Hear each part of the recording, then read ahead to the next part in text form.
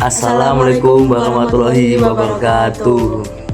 Sebelumnya, kami dari kelompok 6 mata kuliah Database Pengelolaan Teknik Sipil yang beranggotakan saya sendiri, Ferista Andini Yudhistia dengan NIM 2249836, SV 21230, dan rekan saya Gabriel Alfus Satria dengan NIM 224933285, SV 20683. Kali ini kelompok kami menggunakan data infrastruktur yaitu jembatan Serandan 2. Untuk websitenya sendiri berisi tentang profil jembatan dan data kerusakan berupa docs atau laporan robot.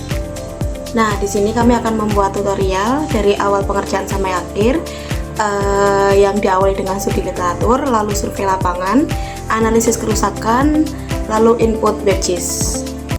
Baik, untuk kegiatan kali ini memiliki beberapa tujuan utama, yaitu yang pertama mendata identitas dan informasi teknis jembatan seperti lokasi, dimensi, jenis struktur, material, serta fungsi jembatan dalam jaringan transportasi.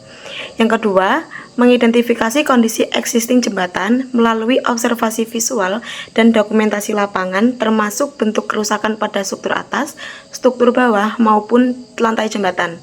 Dan yang ketiga yaitu menyusun basis data teknik jembatan yang dapat diintegrasikan ke dalam sistem WebGIS untuk mendukung pengelolaan infrastruktur berbasis digital. Baik, untuk langkah pertama dalam kegiatan kali ini yaitu studi literatur.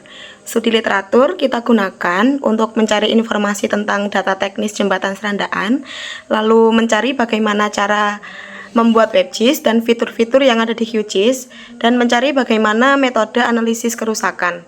Dan di sini kita memakai analisis kerusakan berupa pengamatan secara visual pada jembatan. Langkah yang kedua yaitu survei lapangan. Survei lapangan kelompok kami lakukan pada tanggal 14 September 2025 dengan menganalisis struktur jembatan yang ada di atas, bawah, lalu lantai jembatan.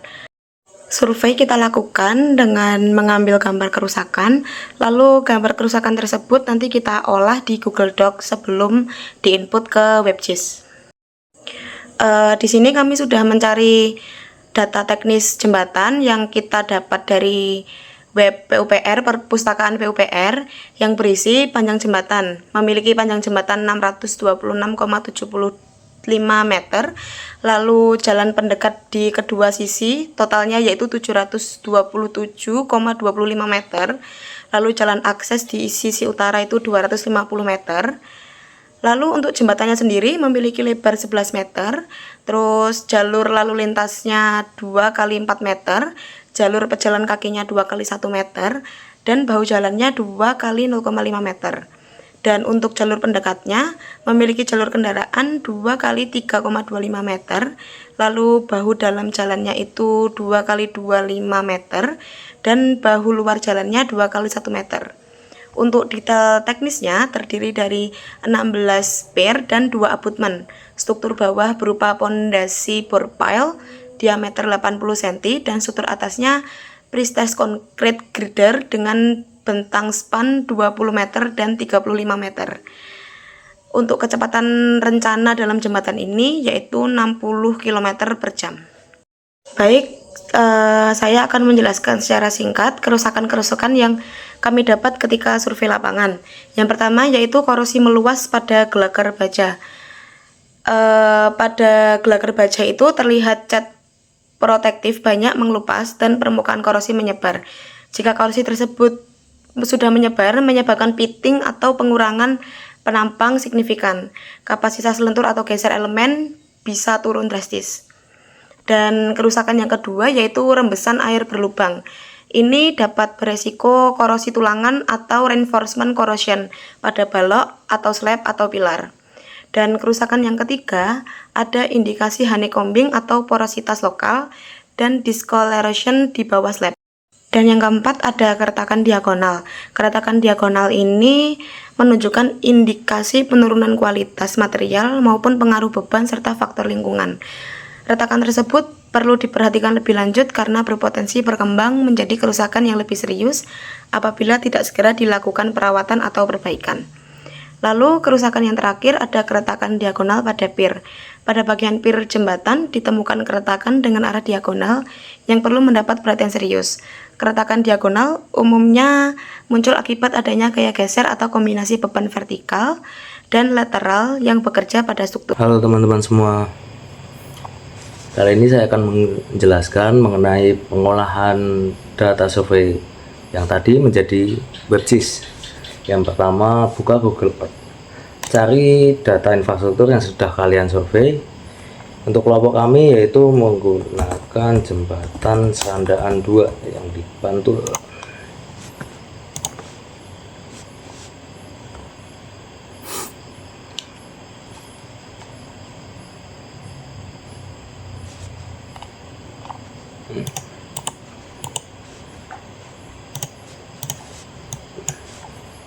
Yang pertama yaitu digitasi. Pertama, pencet digit pada Google Earth, cari infrastruktur yang akan kalian digit, pencet ini.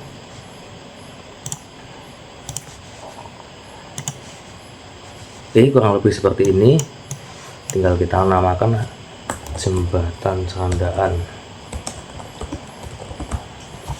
Oke, lalu kita ekspor filenya menggunakan format KMZ, pencet file, save plus as. Oke, pencet jembatan Serandaan 2 baru. Oke, ini format sudah KMZ, kita tinggal save, lalu kita close. Kita akan buka QGIS.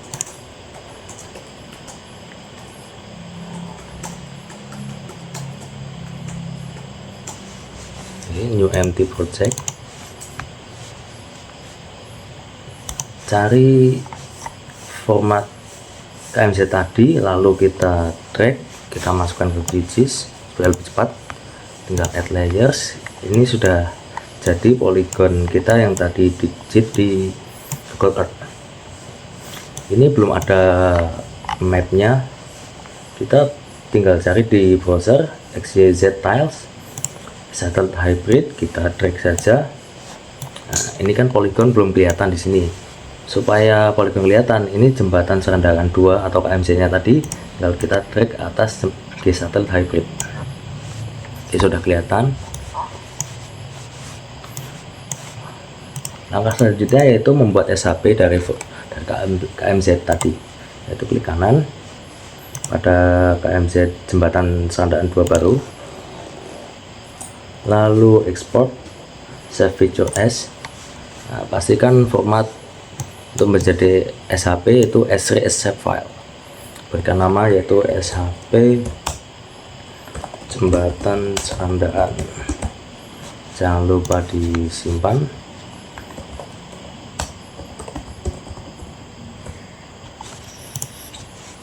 Ini sudah settingan sudah benar, sudah jadi. Yang kedua adalah memasukkan data kerusakan dan profil jembatan. Itu syarat dalam WebGIS. Dengan cara pada layer SHP Serandaan, klik properties, atau masukkan di sini dengan judul profile jembatan, titel jembatan Serandaan 2. Untuk abstrak kita ini sudah jadi deskripsi atau profil jembatannya. Lalu kita klik apply, klik OK. Lalu untuk data kerusakannya itu di bagian sini juga, klik kanan, open attribute table, klik ini, lalu pencet yang gambar pensil. Ini adalah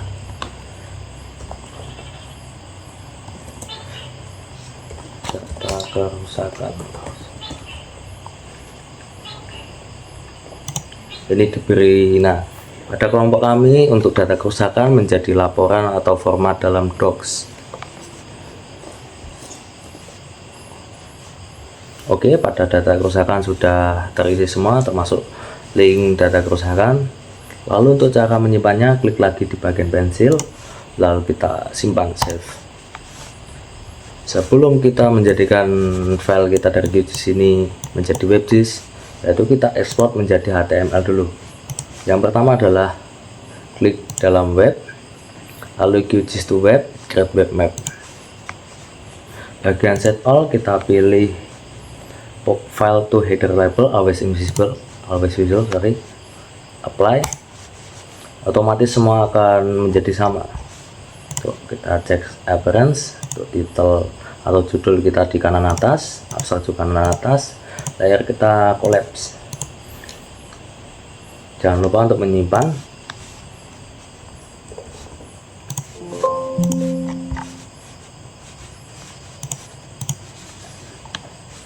Kita ekspor. Nah, ini adalah data hasil ekspor tadi, yaitu berformat HTML. Ini adalah profil jembatannya, kerusakan, bla bla bla, dan sisi data kerusakan. Nah, bagaimana caranya menjadikan ini sebagai web atau WebGIS? Yaitu kita harus menguploadnya di web. Pada kali ini saya menggunakan aplikasi itu bernama Netfly. Yang pertama, buka di browser, lalu klik Net Live, lalu login. Kebetulan saya sudah login, sudah membuat. Oke. Kita cari file tadi yang kita simpan.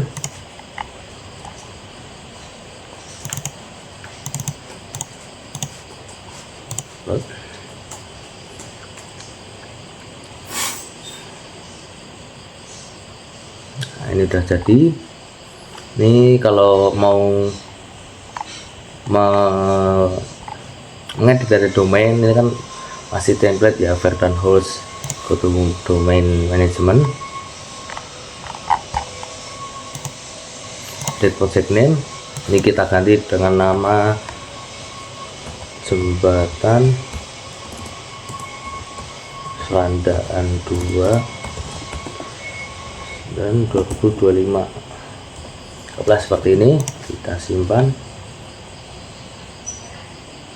Oke, ini sudah menjadi domain kita atau link web kita. Kita klik saja. Sudah menjadi, ini sudah menjadi WebGIS. Untuk data kerusakannya yaitu di sini.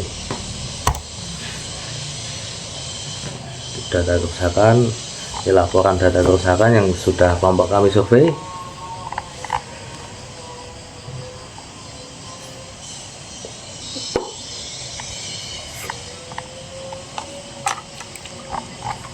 Sekian tutorial dari kami. Bila ada salah kata maupun perbuatan yang sengaja maupun tidak disengaja, kami mohon maaf. Wassalamualaikum warahmatullahi wabarakatuh.